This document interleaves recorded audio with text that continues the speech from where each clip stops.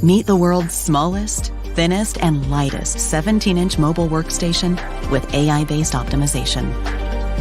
Create the extraordinary from anywhere.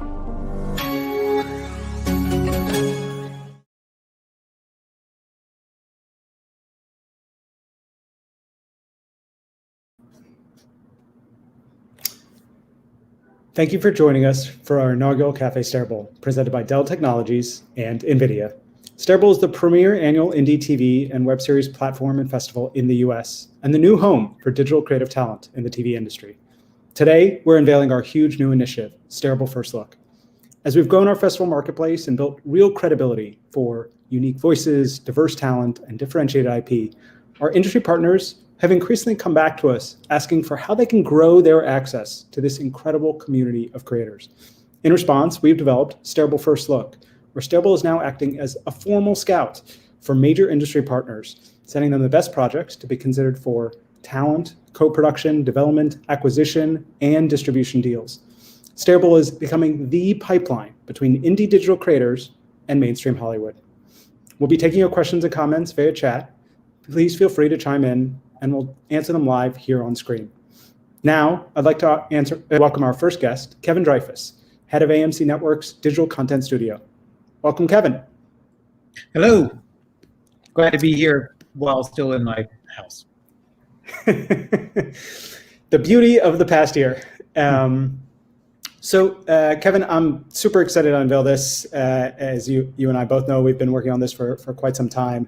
And really, this partnership between Stareable and AMC Networks has grown substantially over the past couple of years, which I think is always the best sign that both sides are seeing real value in their relationship. We started last year with AMC Networks sponsoring a prize for the Best Female Creator, and now we've both renewed that, but also expanded into this First Look partnership. Can you talk a little bit about your experience with Stareable Fest last year, seeing projects as part of your sponsorship, taking meetings at the marketplace, and why you decided to get involved with Stareable First Look? Yeah, I mean, I think that, and I probably, if there was anybody at our panel last year, we probably got into this a little bit as well. AMC Networks, and that's all of the different networks under the AMC umbrella. That's AMC, Sundance, IFC, BBC America, WeTV. Did I say Sundance? I'm blanking on something. Shudder, AMC Plus, Acorn, all of our different SVOD and AVOD services. We are still primarily a long form network, but my part of this company is really focused on finding new and diverse voices and creating a real business out of the short form marketplace on all of our various platforms. So I'd say there's three things that the reason we got involved in the first place was we needed to reach new talent that we were not seeing. And that's everything from the typical definition of diversity, equity, and inclusion, which is people of color, more women, more queer voices, all of that, but also just a diversity of viewpoints, more international voices, just younger people coming from different points of view that we're just not encountering in our typical development process. And the original, and again, to your point, the beginning of this was a bit of an experiment to see if there was a match there. Certain companies that are short form companies, it's a much clearer value prop of why they work with Stareable, because they're literally looking for projects to monetize. It makes sense. For us, it's a little bit more complicated, but also really interesting. We're interested in finding talent to potentially connect with our traditional studio to start talking about projects. We're looking for IP that could also be turned into more longer form projects. And we also, although it is the most nascent part of the business, we also are looking for just short form content that we can acquire or develop for our digital and alternative platforms, including AVOD and fast channels and all the rest of it. And I think just to your other second part of that question, I think just in a nutshell, we got great stuff last year. We didn't, nobody we had heard of before or seen before, but just really amazing work across the board. We had really, when I say we, it was myself on the digital side, as well as some representatives from our traditional development side out in Los Angeles. I'm in New York-ish. I'm in New Jersey, actually. And on both sides, we were seeing people we hadn't seen before. We took some great meetings. And while we didn't end up acquiring any projects out of that, it was just a great proof point of, yes, this is a place where we can find those voices that are going to be interesting and different, and it's worth taking another couple steps into the pool and just going further. Yeah, one thing that you said to me after the festival last year, which I've probably now told to a million people because I thought it was such great validation, but it was, I think you basically said, usually when we do these sorts of things, there are some stinkers, but there really weren't with this group. They were all really good. And I do think that that's something that we kind of run into sometimes with industry partners when we say, hey, we're focused on web series and indie TV. There's this connotation from like 10 years ago where it's amateur stuff. It's not very polished. It's not very thought through. And it's just, things have changed so dramatically over the past 10 years. And now kind of as an advocate for the form, we're saying, well, I think it makes sense to take another look, right? Because there's real things happening here. There's real value that can be unlocked if you're open to those conversations. No, I agree. And I think that as the marketplace has shifted and changed, and the last year accelerated everything, the dividing line between, Quibi content now becomes Roku originals, and nobody really cares about the form factor. Netflix drops a traditional show, and then it'll drop a show like Love, Sex, and Robots, where episodes can be anywhere from like 90 seconds to 15 minutes. Like, those barriers have sort of started to disappear. And it just means that people like us are just sort of trying to stretch more because you're just not 100% sure where the next sort of interesting voice or piece is going to come from. Yeah, for sure. So I want to talk a little bit about the logistics of Stareable First Look, because I think that's kind of a natural question for folks. So I see it as this very natural extension of what we've done with the festival marketplace. These are still projects that we're getting as part of our festival submissions. But rather than wait one time a year for us to connect you to them, we're going to be sending you the best shows within this category of content each month, right, for you to consider. And, it's really about, I think, creating this new pipeline for you to be considering year-round in your, talent and development efforts. Is that how you're thinking about it yourselves? Can you kind of weigh in on how you see this process going? Yeah, no, I think that's right. I think, everything I said before in terms of how we're looking at these, sort of how we see the value in them, is still the same. Our short form and digital first kind of content is still emerging. There was a lot of press, time has no meaning. So I want to say a couple of weeks ago, but now it could have been a month ago, around our digital original slate that we have really started to push out in the marketplace. And that's everything from scripted original content connected to our shows to short form series connected to our talent. So we have a show we launched in the last year with Giancarlo Esposito, a documentary series about crime. We have a cocktail show with Coleman Domingo that we launched in the last over the quarantine that is basically just burgeoned. He's got guests coming up, including Regina King and DJ Jazzy Jeff, like some amazing guests coming up. Anyway, I digress. As well as finding some innovative new ways to re-look at some of the things that we're already doing with a more critical lens. So we have a show that we are working on that's we've had a few episodes that are sort of launching, more of them that are called Can We Talk About This, which are somebody, a host and a sort of critic or a cultural critic looking back at some of the classic films that frankly AMC Networks will be airing a zillion times, like 16 Candles or Breakfast at Tiffany's or Revenge of the Nerds, all movies that are on one hand beloved classics, on the other hand deeply, deeply problematic. So they're all sort of analyzed in a different way. So all of these things we are making a much bigger push this year around accelerating these as being viable sort of revenue streams for the company in and of themselves. But we're also still looking at this content every month as, again, more voices we haven't heard from before, more potential stories that we had not heard from before that we may want to look at further. And I think that one of the values of accelerating this and making this kind of a year-round initiative is once it's the snowball started running, once we announced to the world in the last few months, hey, we're doing a big push into this digital space with originals and branded content and talent and all the rest of it, that builds the interest. And then it's sort of like, okay, that's spoken for. What else do we have? The need for a more accelerated kind of development pipeline is a good problem to have, and that's kind of where we are. So that's why it makes sense.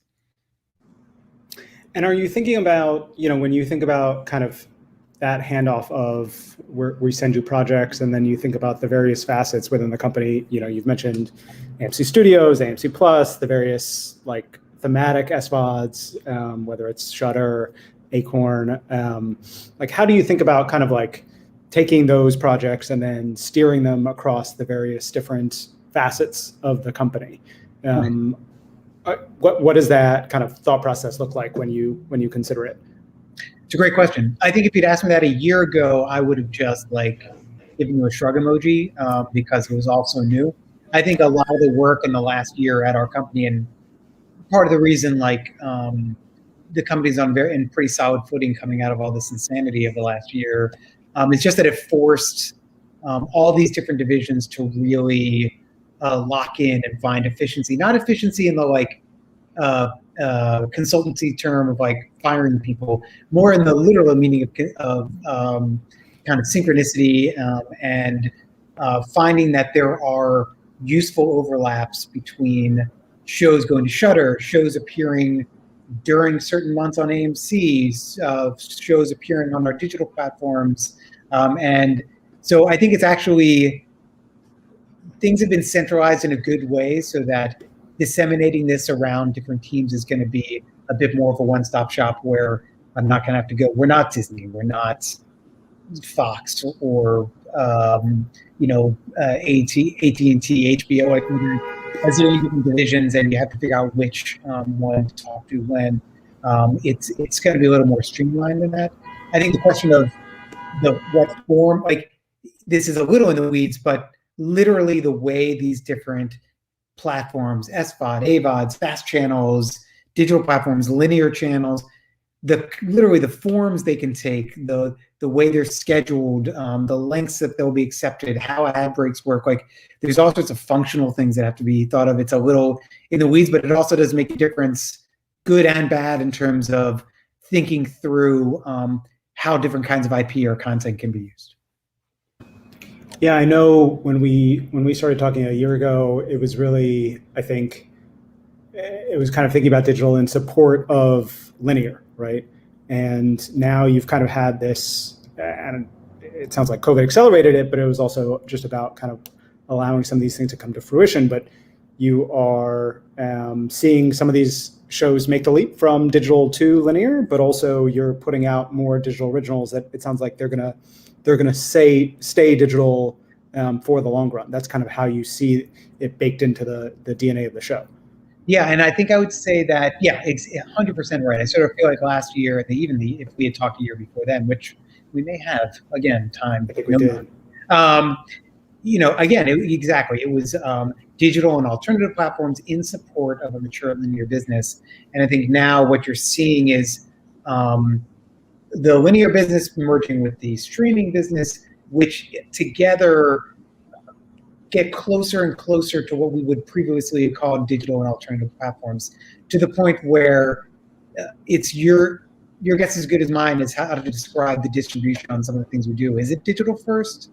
Like if it's available simultaneously on every SVOD, AVOD, fast channel, airport TVs, digital platforms, YouTube, Instagram TV, I'm not 100% sure what to call that distribution. It just sort of ends up everywhere.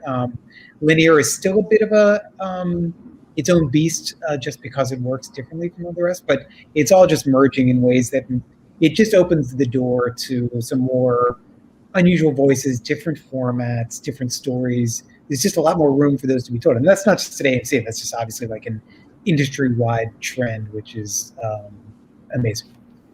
Yeah, our first event of the day was a creator roundtable, and we heard that from a number of the creators about the conversations that they had at the marketplace last year, but subsequently that, you have this core concept, this piece of IP, this vision, but how how you package it can take a number of different formats, right? And so there are a lot of different ways to skin the cat. And I was talking to someone within the industry the other day, and they were saying, well, they're kind of introducing this idea of maybe we'll take some of the more risky pieces, concepts, and sort them out as podcasts, because development costs are a lot slower. But once you build an audience, you can continue to skin that cat in other ways, right? You can turn it into a film, you can turn it into a TV show, with that like proof of pudding that people want to see this. Yeah, no, and if you mentioned podcasts, I literally it was already announced, so I don't think I'm breaking any kind of NDAs, but we are Orphan Black, which is a beloved show from BBC America, has been resurrected as a scripted podcast. The first season on a site, it used to be called Serial Box, now it's called Realm.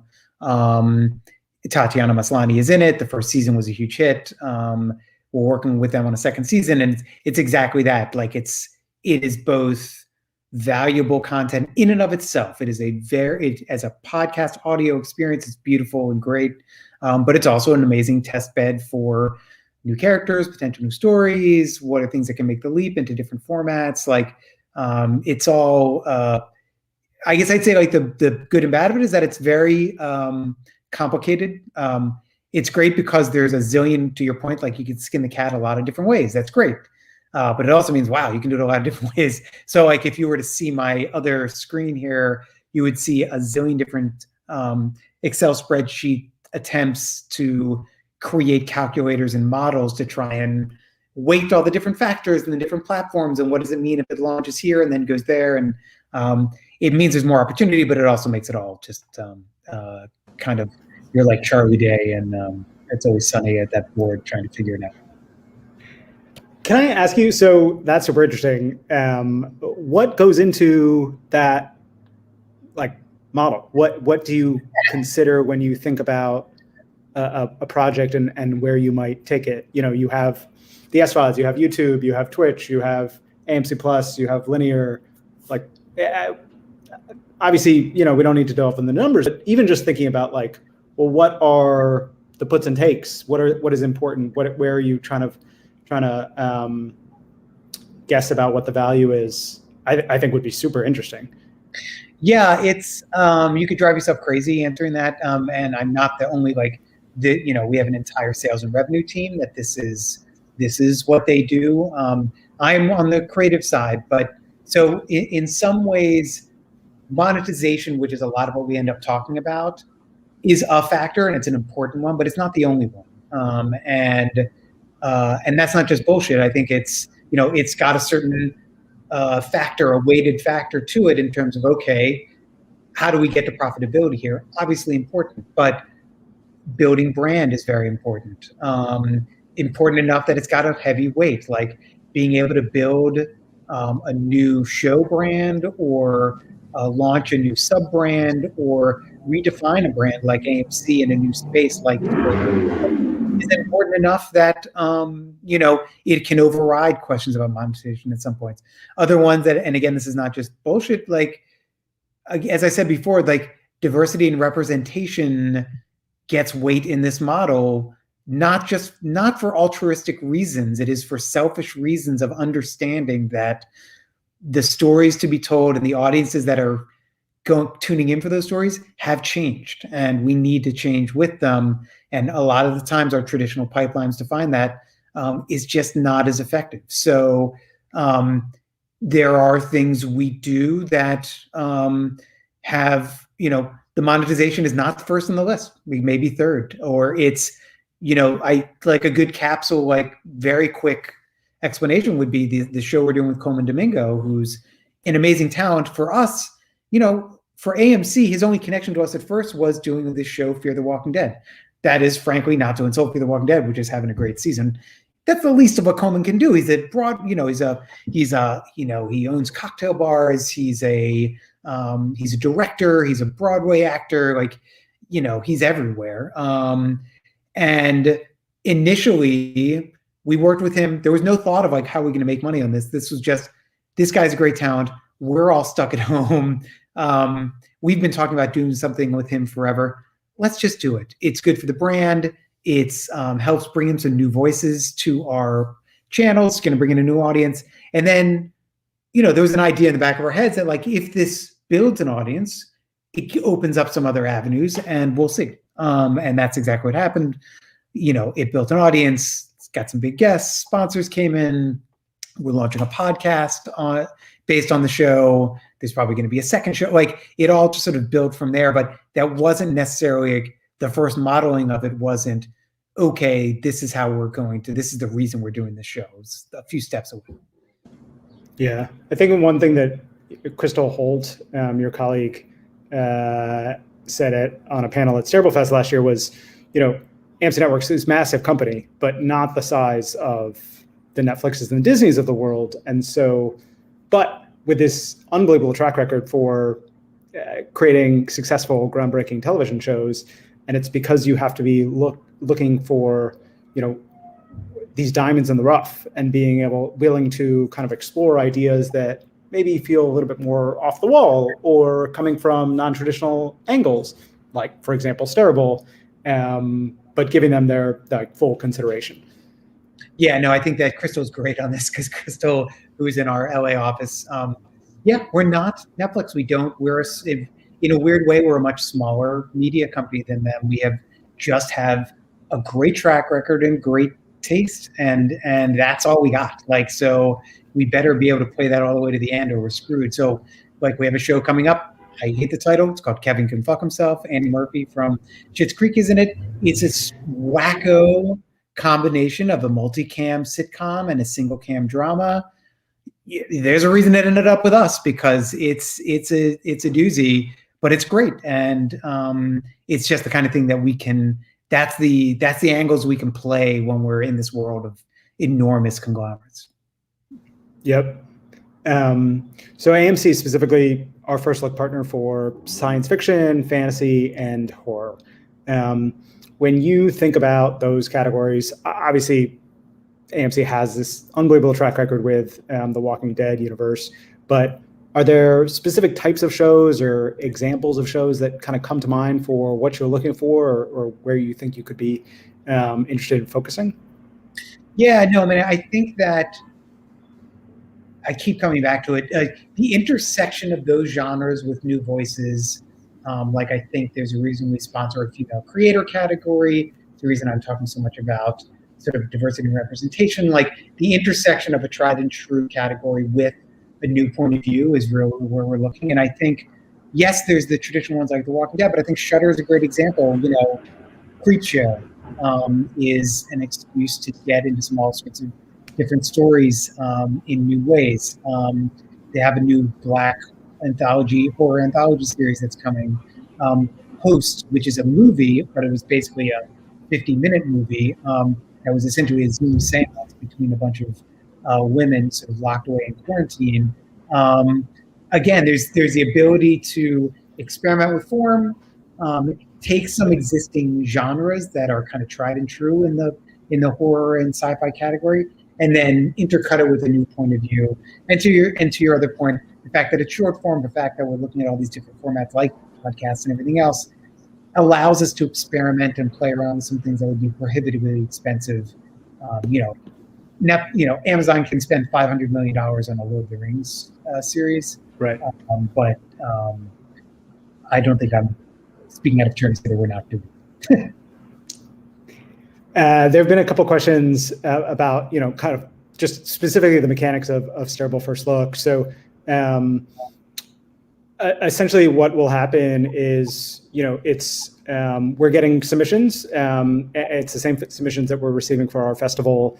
And then each month, Stareable will put together the list of the best ones within this category, and we'll be passing them along to AMC and Kevin's team for them to consider, for all these various opportunities, right? Whether it's, and Kevin, I'll let you jump in, but it's opportunities around talent, it's opportunities around IP, around distribution on their digital platforms or linear. It's kind of all the above, right? Is that fair to say? I think it's fair to say. I do think, in the tradition of radical honesty, we are not the same thing as like a short form platform first kind of organizations. So, I bring up Quibi again, but like the Quibis of the world, this literally, they were looking to create a pipeline of short form directly from creators, and that was the product. With us, it's more complicated. In some cases, we would look at things that like, hey, this is already distributed by a mobile platform, but this is a person you should be interested in. This is a creator that you should talk to, or vice versa. It's just a project that, as a piece of short form, maybe on its own, it's not something, but as a sort of launching pad for a piece of longer IP or another kind of story to tell, it's worth seeing there. So it's a little looser. It's not as like, yes, we have 5 slots of short form projects we are picking up a year and we are looking for those. I wish it was as simple as that. It's not. So it's a little of all of the above. So 100% right, and I'm glad you clarified that. I think that's also going to be, that to me is also kind of the more like blue sky opportunity here, is that development means a whole range of things within the industry, right? But development also unlocks a lot of different opportunities for creators that otherwise don't have access to those conversations with the industry. And so I think there are going to be very few places that are, I love this project whole cloth, here's a contract, we're going to buy it, we're going to air it. Quibi being kind of what it was. Yeah. Right, for better or for worse. But I think there's a ton of places within the industry that are like, well, I would love to see projects that aren't just coming from the same writers I always work with, the agencies that are always sending us things, and diversify, right? To see newer creators, more diverse creators, to see a more global perspective. And then, well, what are people in the industry really good at? They're good at taking those concepts and those projects and developing them into long form, right? You could frame it as, it's not altruistic, but it's almost that like mentorship process of like taking this kernel or this catalyst and turning it into something greater. Well, just to tie together a few things, like, because of our size and who we are, we need to be much smarter about getting to interesting new projects and voices sooner. Because if it, once it gets to a certain level, we're not going to be in the same bidding war with Netflix, for instance. I certainly am not, unless I wanted to mortgage my house, I guess.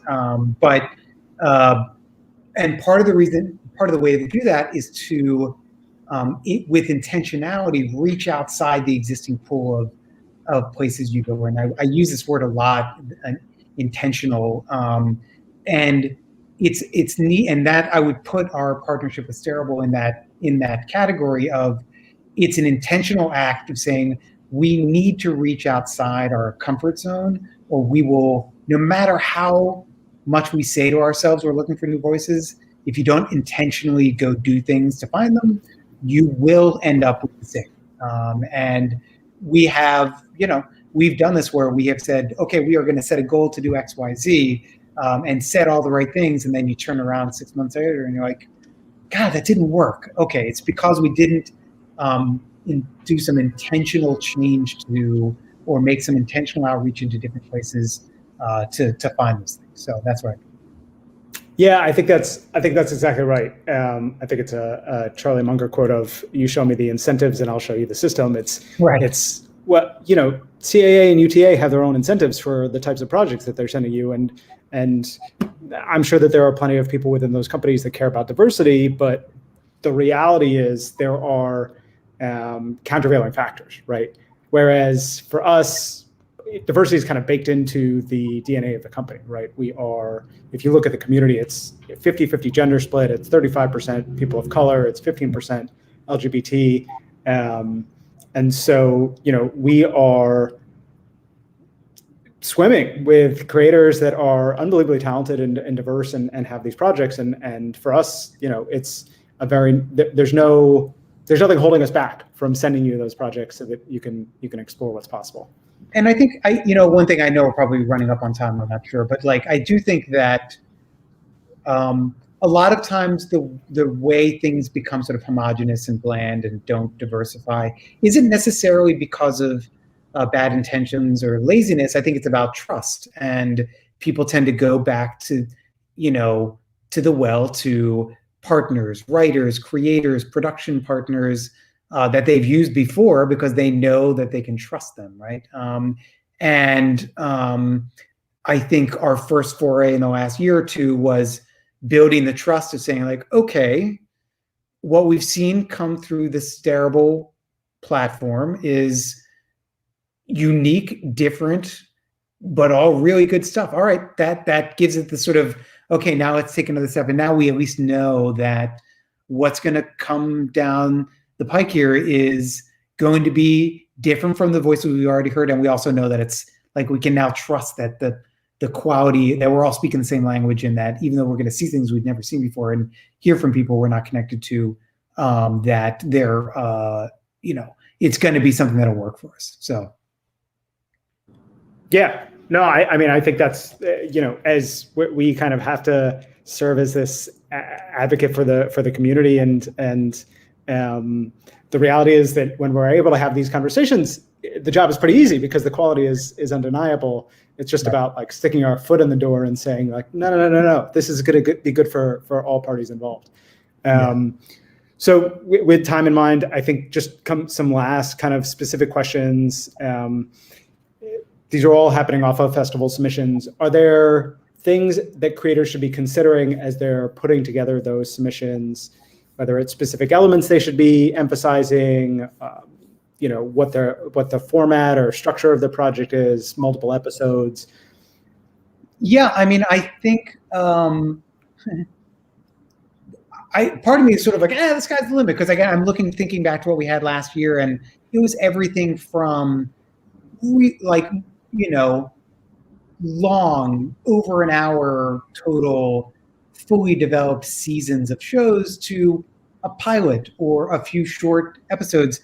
So I'd say that's all fine. I think that in general, though, just to put some parameters around there, we are looking at this next year as, and again, this fits into the sort of monthly cadence of what we're talking about of, I think it's still the experimentation phase. I think we are, looking to do pilot seasons of things. So it's like, we don't need like, I have a full 10 episode, 100-minute season here. That's not necessary. Although I do think probably more than a single pilot, or it could be something where it's sort of like, yes, this is a 15-minute piece, but you can see clearly how this would be 5 3-minute episodes. We've sort of built in those breaks, but this is kind of how it works, that kind of flexibility.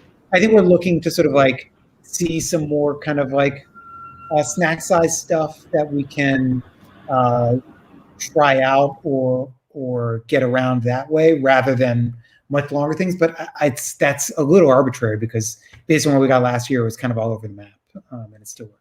I do think I did see passing by in questions, some questions about genre.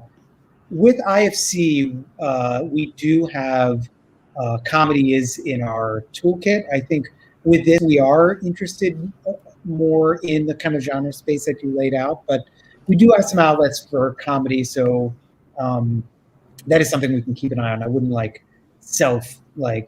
just walk off and be like, well, it's comedy, so I'm definitely not going to submit it because who cares? Because there is still an avenue there. It's just not as big a part of the company anymore. Yeah, I mean, I think it sounds like one thing that you've definitely mentioned multiple times is, these are meant to be kind of launch points for a conversation, right? So where it could be in the vein of talent, it could be in the vein of the IP, but if there's something special there, I think that's what gets you excited. Yeah, I mean, the only other advice I'd say is kind of classic development-y advice of know what you're going to do next. Like, I don't think that's specific to this platform or short form or AMC or whatever. Like, if you're bringing something to the table and we're going to talk, or have an idea of what your next thing is going to be. That's just something smart to do, just generally. Awesome. Kevin, this has been a really great conversation, and I think you said this yourself, but I'll repeat it. This is just us getting started, right? I'm sure we're going to have much more in the coming months to announce, stemming from this partnership and continued work together. Thank you to Kevin Dreyfuss of AMC Networks for joining us today and sharing his thoughts. Thank you all for joining us, participating with your questions, and being part of this amazing community of creators. Thank you again to Dell Technologies and NVIDIA for presenting Cafe Stareable. We'll see you next time, coming up at 2:45 Eastern, our Dell Creator Workshop with Russ Fairley, a producer, editor, and motion graphic designer from #Dell Inside Circle. We'll be posting Cafe Stareable on YouTube, Facebook, and LinkedIn in the coming days. Please follow us on our social channels to make sure you get the latest updates. Thanks again for joining us, and have a great day. Thanks, everybody.